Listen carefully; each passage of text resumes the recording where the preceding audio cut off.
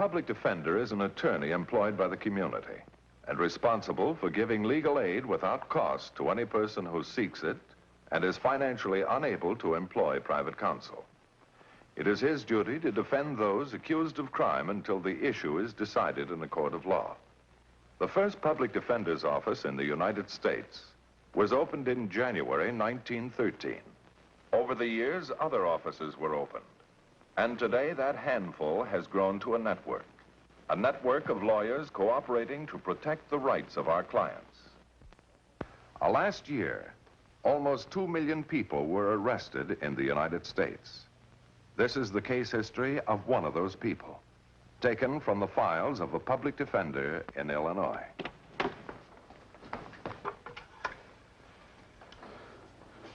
Herschel, get me the police. Police! Quickly, please!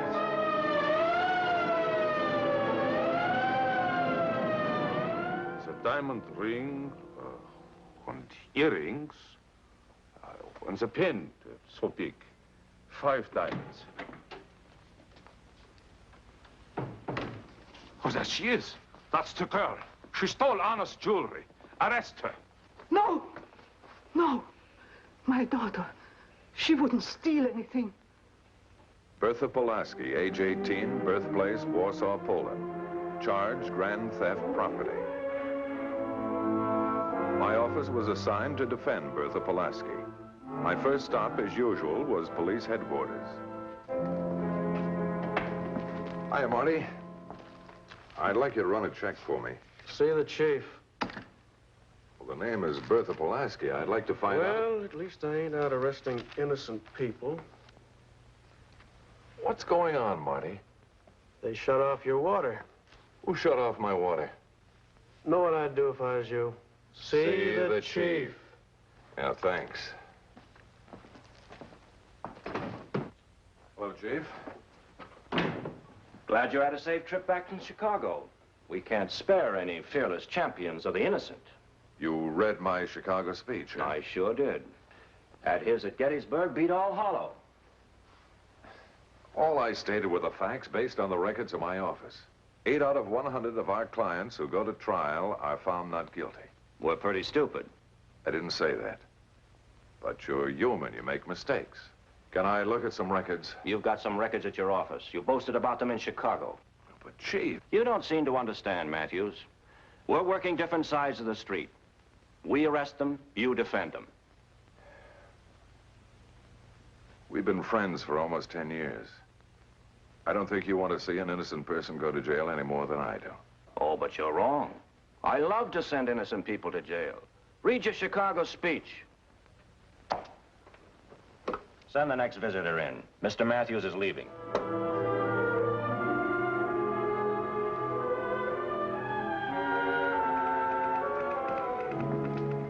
Hi, Betty. Good morning, Mr. Matthews. My early frost this year. Which innocent prisoner would you like to check on? Hi, Bart. Careful, George. Say hello to me, and they're liable to shut off the immigration service, too. Betty, can I have the booking slip on Bertha Polaski? The Polaski girl's a client of mine, George. We're putting a hold on her. Oh, what for? She entered this country 4.5 years ago. If she's found guilty on grand theft and gets more than a year, she'll be deported. Well, where to? France. But she's not French. That's where she entered from. But there aren't enough jobs for the French. How's she gonna live? Bart, I didn't make the law.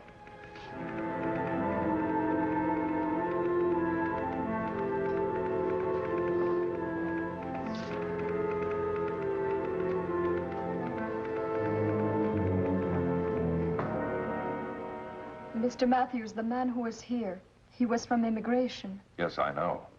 Now, this man Wilmar who says that you stole his wife's jewelry. They'll send me back to Europe. I understand your mother was his housekeeper. You won't let them do it, Mr. Matthews. You won't. Miss Polaski, would you mind answering my question, please? I'm sorry. Your mother was Wilmar's housekeeper? Since he brought us to America. I see. And did you get along with Mr. Wilmar? Mr. Wilmar and his wife were very nice. Bertha, did you take that jewelry? No, Mr. Matthews, I swear I didn't.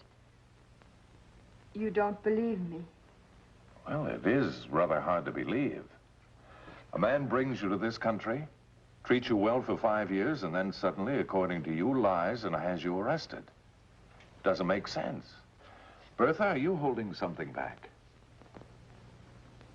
You have to tell my mother About what? why Mr. Wilmar is mad at me.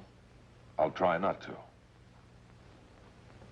Since Mrs. Wilmar died 3 years ago, her room has been kept the same. Her clothes, hats, everything, just the way she left it. That's the room the jewelry was stolen from? I didn't steal it. I went to get a book. He found you in his wife's room. I was by the bookcase. I didn't hear him come in. Oh, I'm sorry. It's all right, Bertha. I was only going to read a book. I didn't touch anything. It's all right, Bertha. Wait a minute. It's late. A minute, please. You very pretty girl. Thank you. I like you. Talk to me. It's late. My mother, she's waiting for me. She is sleeping. Come. Sit with me by the fire. But there is no fire, Mr. Wilmar. There was when Anna was alive. Come, sit down. Anna wouldn't mind you sit in her chair. Tomorrow.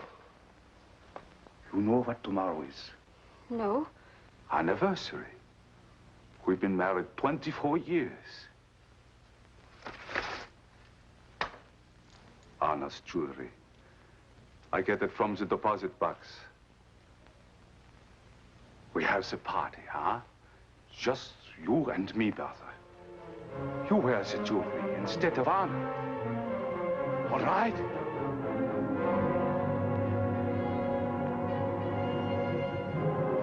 Please, Mr. Wilmar. Anna likes you. I like you.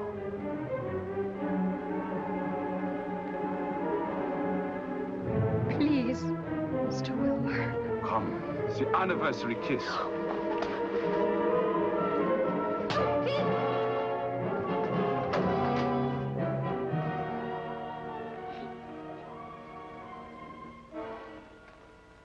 Take your time. I can wait. Okay.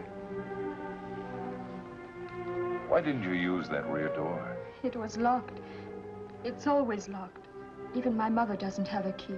And where did you go after you left the room? I ran out of the house. I ran down the street.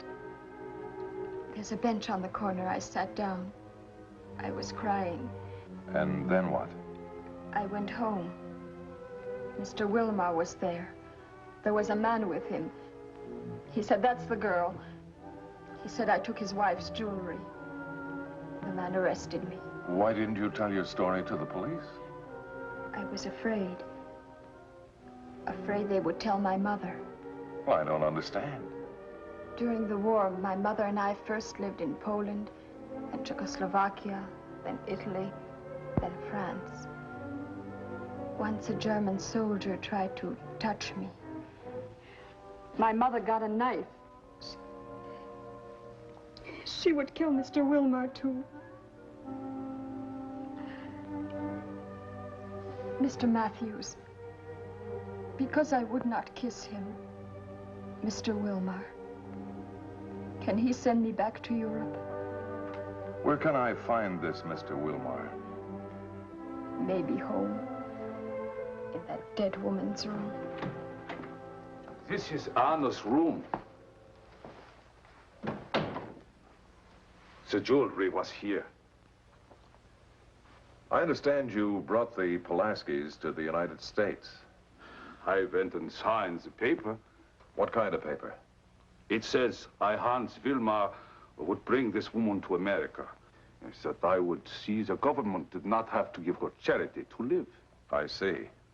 In about a month, maybe 2 months, they come. Mrs. Polaski, I like right away. She was a nice woman. Tomorrow, she could come back to work. But you didn't like Bertha? It is difficult to say you don't like a child. In the good book, it says, a good tongue is the tree of life. Bertha had a bad tongue, always making trouble, fights between Anna and me. How? Telling Anna lies about me. She just didn't like to see people happy. Then you never did get along well. I tried. As the Lord is my judge, Mr. Matthews, I tried. Like my own flesh and blood, I treated her. Anna was a wonderful woman. 24 years we married. Even Anna does not like Bertha. Mr. Wilmar, Bertha told me about that night you found her in here. She did? Maybe she's finding out it is better to suffer from truth than to grow rich by lies. The book of Proverbs. She told me that you kissed her, she slapped your face, and ran out of the room. When she returned, the police were here and you had her arrested. Bertha told you this? Before I go to sleep, I kiss Anna goodnight. Do I need to kiss Bertha too? What did happen that night? It was late. I come home. In here, I hear the noise. I came through the door. Bertha was there holding Anna's jewelry. I said nothing. I thought perhaps she wanted to look at Anna's jewelry. What could it hurt? And then? Maybe she saw me in the mirror. Quickly, she ran out. Well, why didn't you stop her? Oh, I couldn't. She went out the door. But Bertha told me that door was always locked and that nobody had a key. Why should it always be locked? It's the door to the bedroom.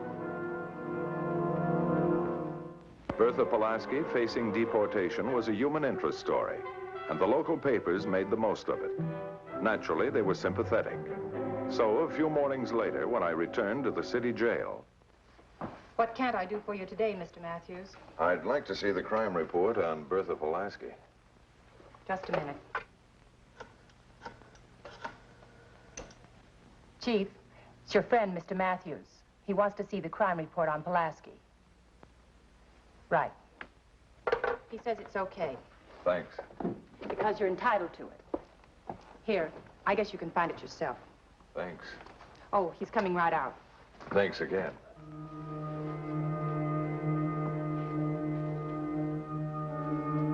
Two questions on the crime report are, is this property insured? If so, by whom? Wilmar had told the police the jewelry was worth $5,000. I wondered how much he had insured them for. I made a note to write to the insurance company back east. You still got time for your clients? Why? I figured you spent all your time at press conferences. I see by the papers we arrested another poor innocent victim last week. If you're talking about Bertha Polaski, I think she's going to be another one of those 8 out of 100. You know, you won't believe this. But after reading about that poor girl last night, I cried myself to sleep. She says she's innocent. Then why did she refuse a polygraph test? She refused it? We offered her one. I'm going over to see Miss Polaski now. Why don't you come along? All right, I will. And if she did it, I'll have a confession out of her before we leave. Before we go any further, how do you rate him as a lawyer? He only defends people without money. How much did Wilmar pay your mother? $100 a month. 4.5 years, that's 54 months. That's better than $5,000. Didn't she save anything? Mr. Wilmar took $10 a month. For what? To pay him back for our fare on the boat. Well, that still left 90. Well, he also took $60 for me. For you? Yes, he said it cost $15 a week for my room and board. Well, then he actually only gave her $30 a month. Yes. Where did you hide that jewelry? I didn't take it. Then why wouldn't you take a polygraph test? Do you know what a polygraph test is? No. A lie detector test. Oh, yes. Is that what you meant? Well, that's why she refused you. She didn't understand what you were talking about. Are you still willing to let her try one? Yes, this afternoon. Do you agree to take the test, Bertha? Yes. We'll make arrangements for this afternoon, then. Now, you'll remember to answer yes or no to each of the questions I've already read to you. Yes.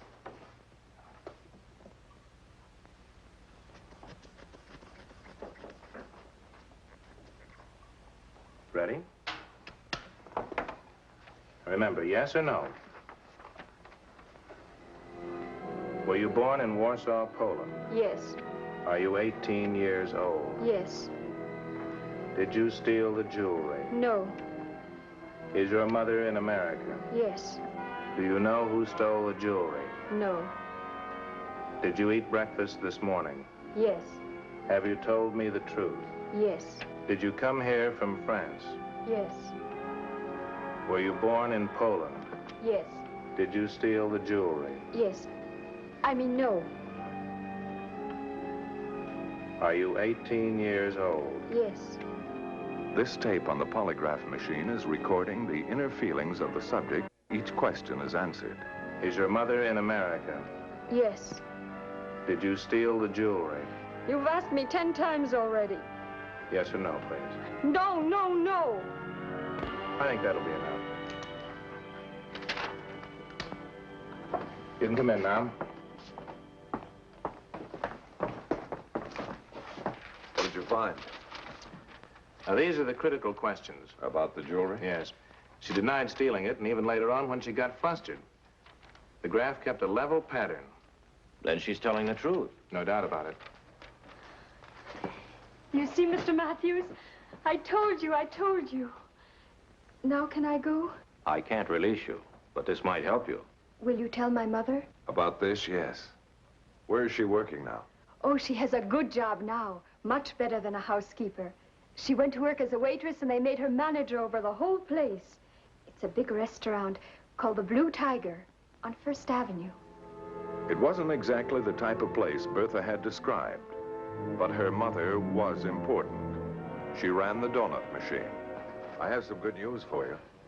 They are letting Bertha go? Well, not quite that good. But they did give her a test, a lie detector test, and it shows that she was telling the truth. Then why they will not let her go? Because that's not enough. 2 chocolate. I went to the man at the immigration. George Dunmore? He says he can do nothing. If they say in court Bertha is guilty, they will send us back to France. But not the both of you. If they sent Bertha, could I stay here?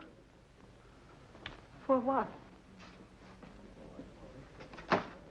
Okay, okay, chum, break it up. On the ball, kid, on the ball. The donuts, get with it. You ain't worth a dime to me unless you're hustling these donuts, understand? Perhaps I'd better go, Mrs. Polaski. Mr. Matthews, first tell me, you talked to Mr. Wilmer? Yes? Why is he telling lies? Bertha, she told you something? A thing I don't know?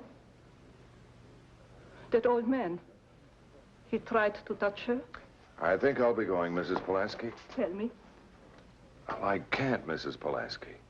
What a client tells an attorney is like what a patient tells a doctor, a secret. All right, Mr. Matthews. You don't tell me nothing. By myself, I'll find out.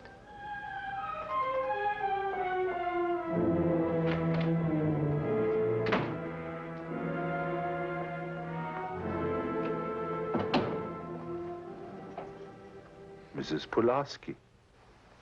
You saw the paper? That thing is only a machine. It says Bertha is telling the truth.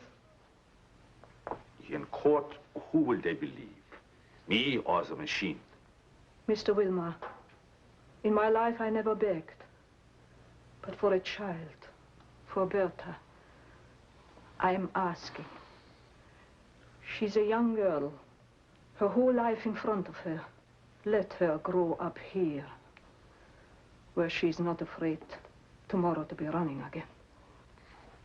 What can I do? Go to the police. You will say you made a mistake. You didn't see Bertha. It was somebody else. To lie is an insult to the Lord. The book of Proverbs. Once more, I'm asking. You'll tell the police you made a mistake? I didn't make the mistake.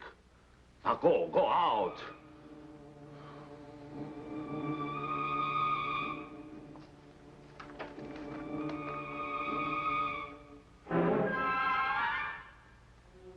That is honest. A long nail file like this I used in the war. You know for what? Mrs. Polaski, go home. A German soldier. He tried to touch Bertha. I killed him. You're a nice woman. Don't make trouble. For Bertha, I could kill again. Will that get Bertha out of jail? You pig. So calm. So sure. I'll kill you. I'll find a way. I'll come in the night. I'll kill you. Pig. Pig. Pig. Come in. It's no use, Mr. Matthews. Still, he keeps lying. You better sit down, Mrs. Polaski, while we ask Mr. Wilmar a few questions. She tried to kill me. She's a crazy woman. Now you should arrest her, too. You better sit down, too.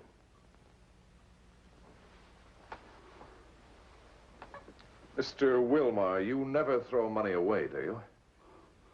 Was that waste she'll want? I received a letter from your insurance company this afternoon. You never filed a claim for your money. My money? The money they owe you if that jewelry was stolen. I forgot. In the excitement, I forgot. The $10 every month for the boat. The money for Bertha's food. That you never forgot.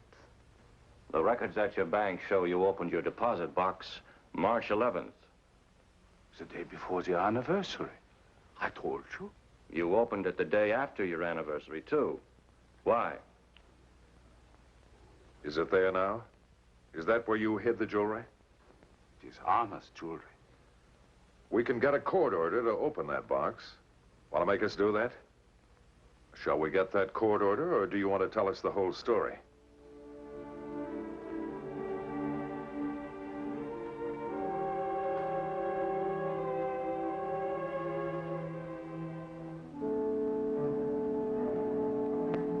Thank you so much, Mr. Carter. You're very welcome. For me, too. Thank you. That's all right. If you'll wait outside for me, I'll take you home. I want to say thanks, too, Paul. Oh, forget it, Bart. Sorry I got so touchy. Don't apologize. Oh, and those 8 people out of 100 who are found not guilty when they go to trial. I never blamed the police for arresting them. Sure sounded that way. Well, the police work on information. Sometimes it's good, and sometimes it isn't. Well, that's the chance we got to take. It's the only way we can operate. But I don't feel too bad. As long as the people have you and other attorneys in their corner, we'll keep on catching those 8 mistakes out of 100. Well, I better not keep my client waiting. So long, Paul. Oh, Bart. Water permit. It's being turned on again. Bertha Polaski did not bring suit against Mr. Wilmar for false arrest, although she could have, because she preferred to forget the ordeal. The case you have just seen was brought to a fair and just conclusion through the efforts of a public defender.